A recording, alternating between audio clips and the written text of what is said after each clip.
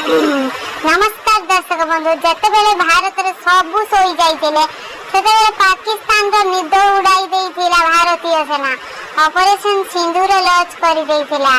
जितेबाला भारत सबू शोई राति 1:51 रे भारतीय सेना तरफ गोटे पोस्ट आसे कि जस्टिस इन सर्व्ड जय हिंद। सकाळे उठिबा परे ऑपरेशन सिंदूर विषय जना पड़िला। पूरा हिंदुस्तान रे बहुत बड़ खुशी लहरी खेली जाइतिला। समस्त छाती गर्व रे फुली उठितिला।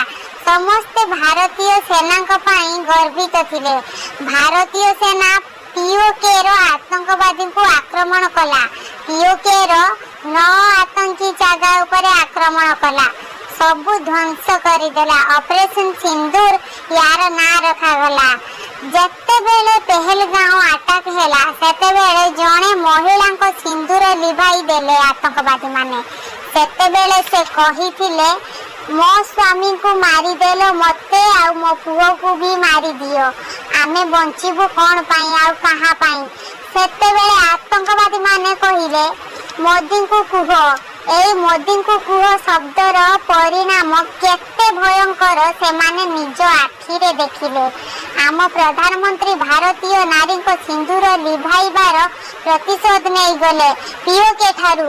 एबे एक्सपर्ट माने मत देउछंती एबे ठीक भाबरे प्रतिशोध निया जाई नाही। ये तो ट्रेलर थिला, पिक्चर एबे बाकी अछि। भारतीय सेना एका बेलके 9टी आतंकी जगह उपरे आक्रमण करिछि। 80 रु अधिक आतंकवादी को मृत्यु होई जाइछि। एबे पीओके इंटरनेट रे एई खबर दिया जाउछि भारतीय एठा को आसुचंती साधारण लोक आ छोट छुआ को अटैक करूचंती।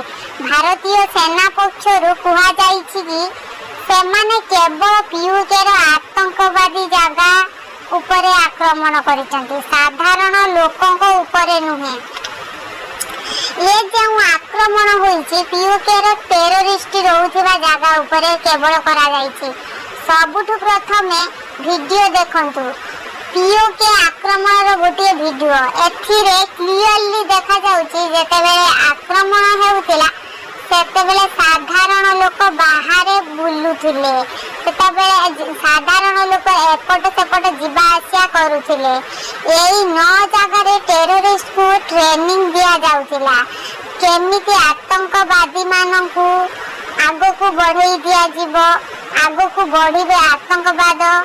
आपण बहुत न्यूज आ आर्टिकल देखिथिबे। हुआ गला कि 7 तारिख रे भारत मॉक ड्रिल करिवो, तेणु समस्त ध्यान सेठी थिबा बेले इंडिया पीओके ऊपर आक्रमण कला आ सबु ध्वंस करि देइथिला। Narendra Modi was great for India's justice. He gave justice for Indian women.